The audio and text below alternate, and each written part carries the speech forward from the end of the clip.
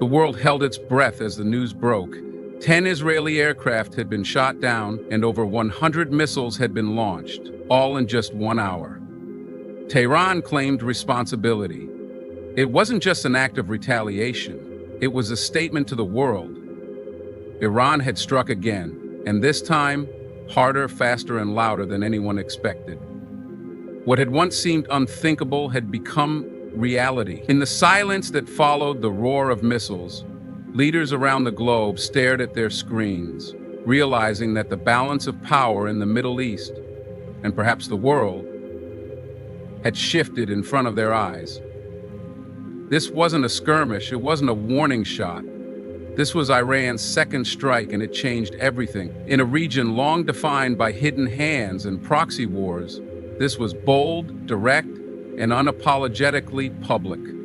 No disguise, no denial. Tehran stood tall and claimed it. The West, long used to dominating the narrative and controlling the battlefield, was now watching a new kind of war unfold. One where Iran didn't just retaliate, it recalibrated the rules. The first strike had already surprised the world, but many had written it off as symbolic, a message without muscle. But this second strike shattered that illusion. It revealed something deeper. An Iran that is not only prepared, but willing to step into full confrontation if provoked. It wasn't just about missiles and aircraft, it was about identity, sovereignty, and defiance. Iran's leadership made it clear. The era of being pushed around is over. And this time, the world wasn't so quick to respond. No immediate condemnations from global powers. No swift countermeasures. Just silence. That silence spoke volumes. It told of confusion, of panic behind closed doors, of governments scrambling to reassess intelligence, power dynamics, and alliances. The Iron Dome, once seen as an invincible shield, was pierced. Air superiority, long touted as Israel's greatest strength, was openly challenged. For decades, the West believed in its military dominance in the region. Now, those assumptions are breaking. And what about the people? Across borders and time zones, millions watched. Some with fear, some with pride, others with disbelief. But one thing united them all. No one could ignore it. Iran's second strike wasn't just a military event. It was a turning point in history. It revealed a truth that many suspected but never dared to say. Iran is no longer just a regional actor. It is now a major force, bold enough to stand in the open and deliver a blow the world thought it could never see. Whether seen as defense, retaliation, or provocation, one fact remains. The world is now watching Iran not as a country in isolation, but as a nation that can shake military giants, defy global expectations, and act with stunning precision. The question no longer is whether Iran can strike, but what the world will do when it does. Iran's second strike wasn't just a military move, it was a carefully orchestrated message to the world. The downing of 10 Israeli aircraft and the launching of over 100 missiles in just 60 minutes revealed not only Iran's growing military capacity, but also its boldness in confronting powerful adversaries head-on. The swiftness and accuracy of the strike sent shockwaves through global intelligence circles, challenging long-held assumptions about the balance of power in the Middle East. For years, Iran has been portrayed as a country boxed in by sanctions and international pressure. But this single hour changed that narrative entirely. Tehran's decision to act so decisively was not taken lightly. It was a culmination of growing tensions, political posturing, and continuous provocations. For many, Iran's first strike might have been seen as symbolic, a limited show of strength to save face.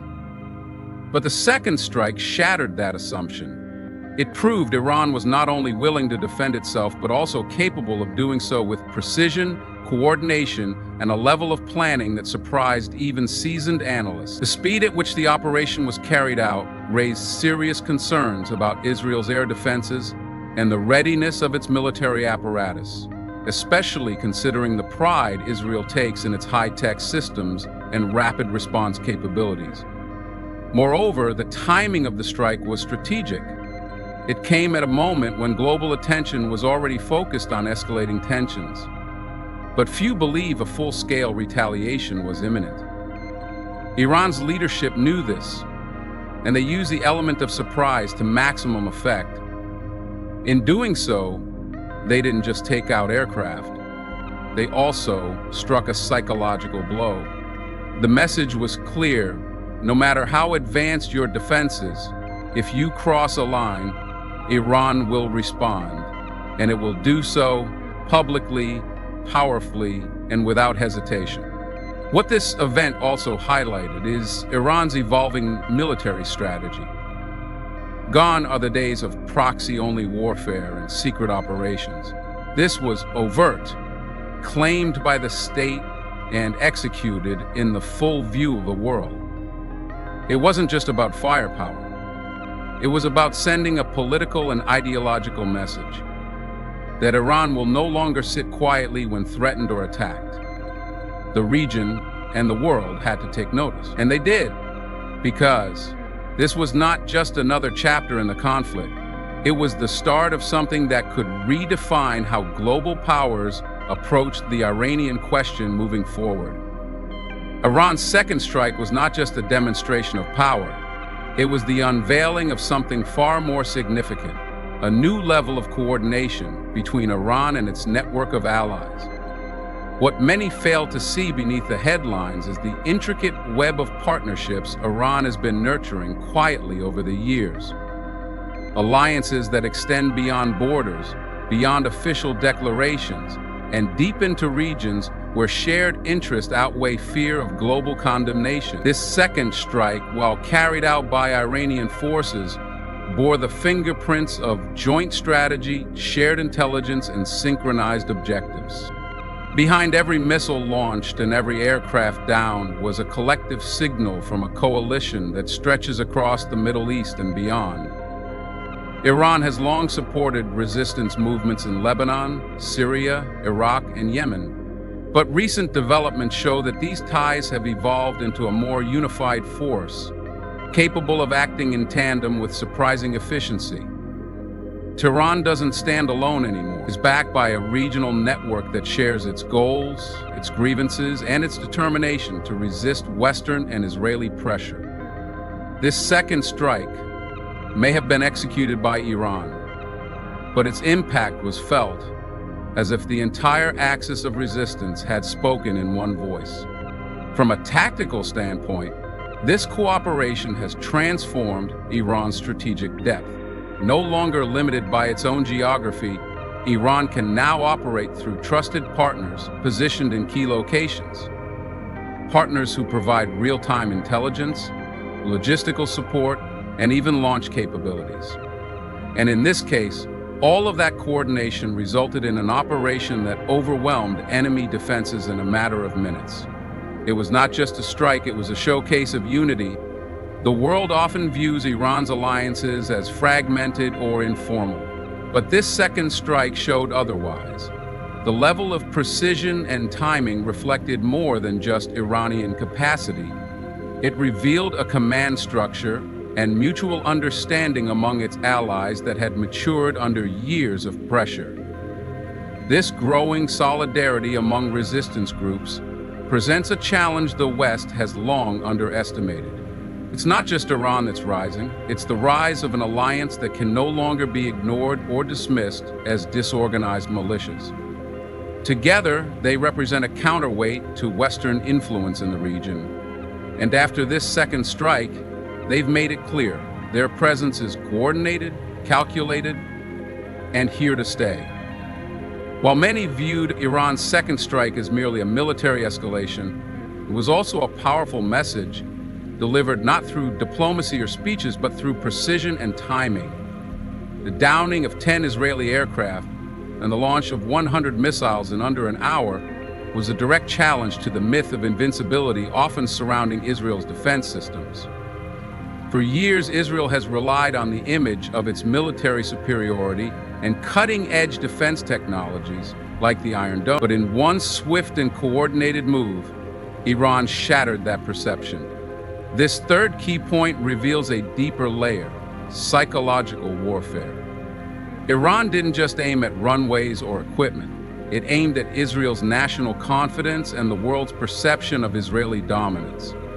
The fact that the missile struck with such speed and accuracy, despite decades of intelligence cooperation between Israel and the West, left global analysts stunned. It wasn't just about the physical damage, which was considerable. It was about the emotional and political shockwave that followed. For Israeli citizens and leadership alike, it was a wake-up call. Their airspace wasn't as impenetrable as once believed. Their enemies were more advanced and organized than previously acknowledged. Iran's use of speed in this second strike was also strategic. Launching 100 missiles in a single hour overwhelmed defense systems designed to handle limited threats.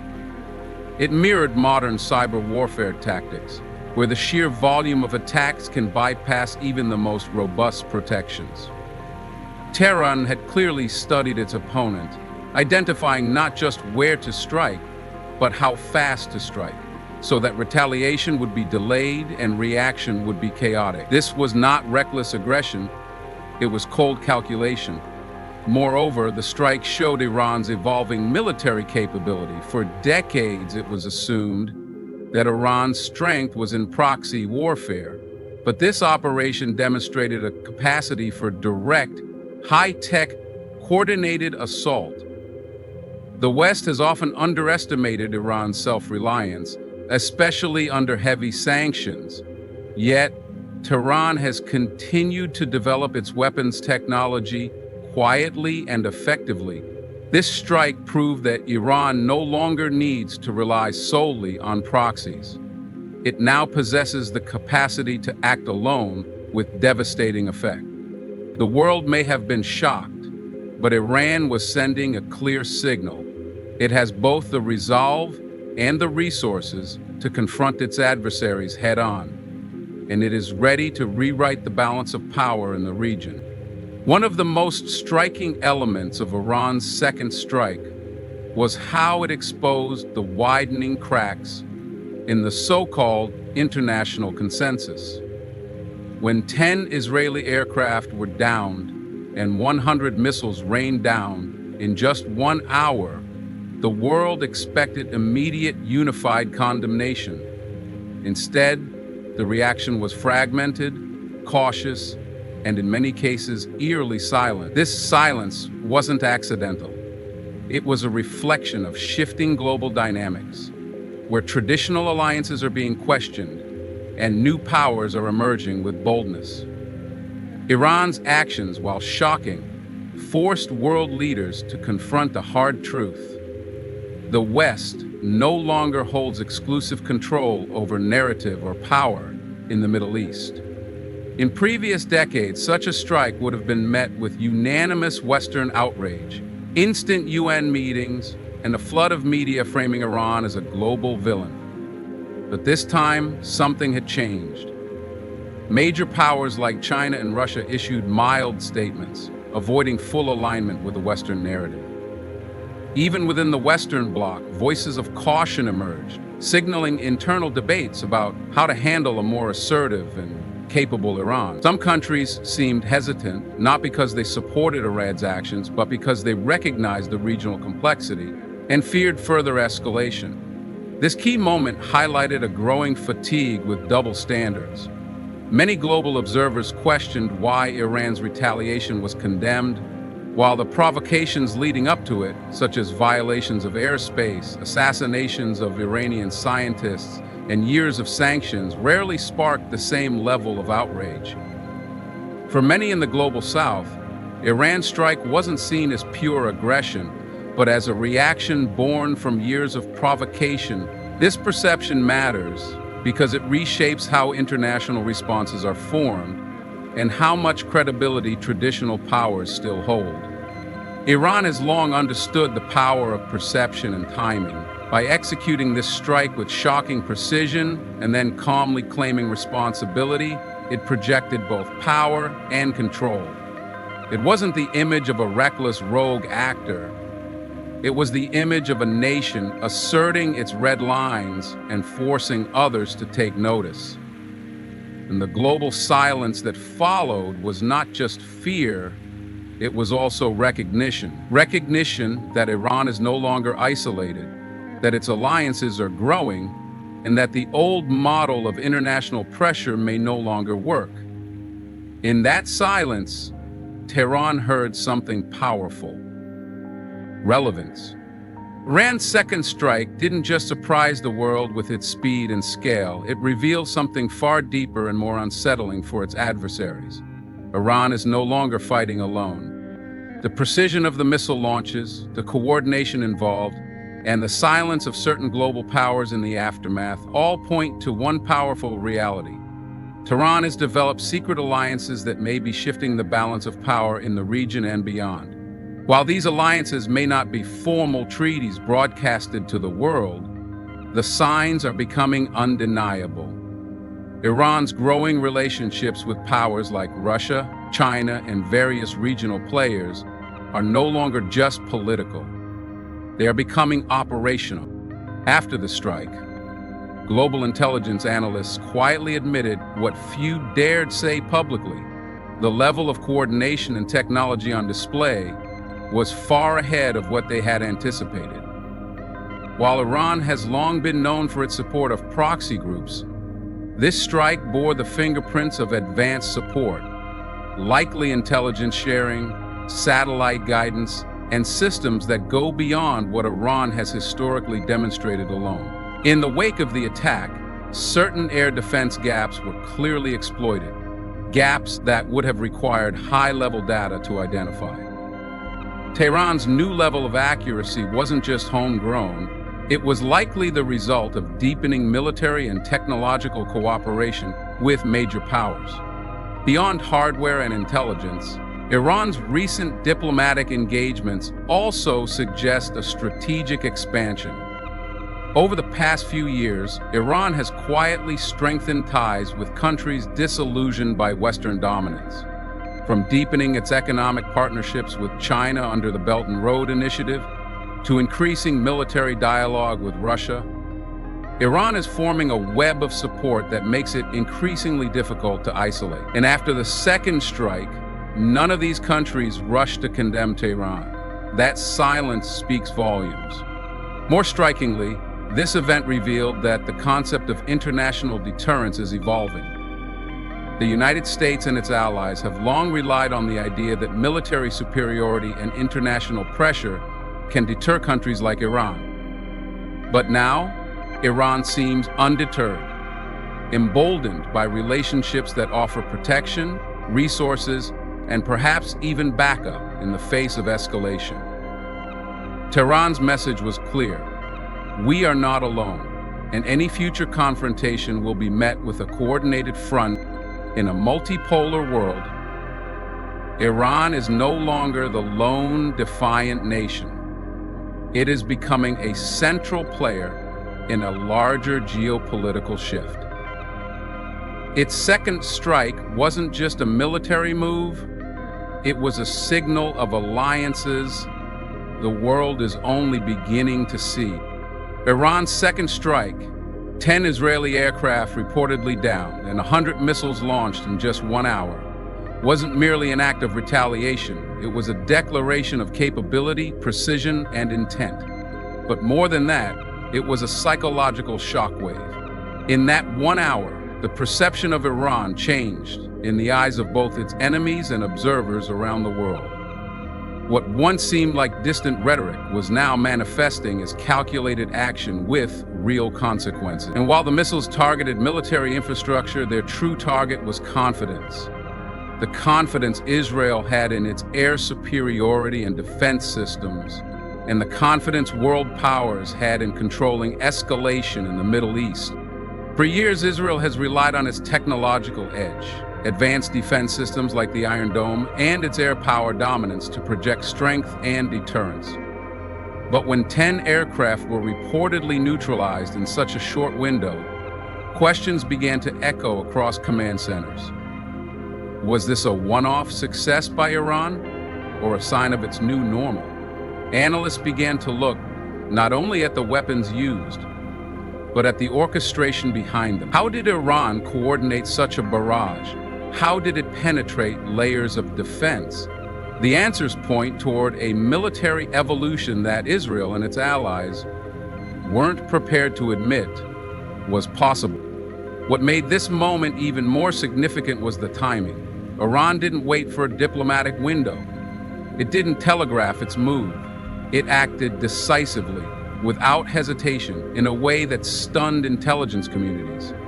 Such decisiveness, especially in a region fraught with proxy wars and slow escalations, sent a chilling message. Iran can hit fast, hard, and with unpredictable accuracy. That changes the equation entirely.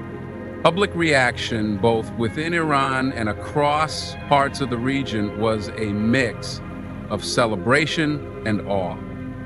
For its supporters, this strike wasn't just about military success. It was symbolic. It was about pride, about standing tall against what they see as years of oppression, occupation, and injustice. And that emotional wave is powerful because it fuels not only political will, but future recruitment, morale, and momentum. In 1 hour, Iran didn't just fire missiles, it reset the psychological battlefield. Nations are now forced to think twice, not just about how to respond militarily, but how to prevent the next strike that might hit even deeper. In a world where power is often measured by alliances, weapons, and influence, Iran's recent actions have disrupted the predictable order. The second strike was not only a military operation, it was a statement that Iran is no longer a passive player, but a nation capable of shaping the narrative, defying expectations, and standing firm in the face of global pressure. Whether one supports or opposes Iran's actions, one thing is undeniable. The balance of fear, control, and dominance is shifting. This story isn't just about missiles and aircraft.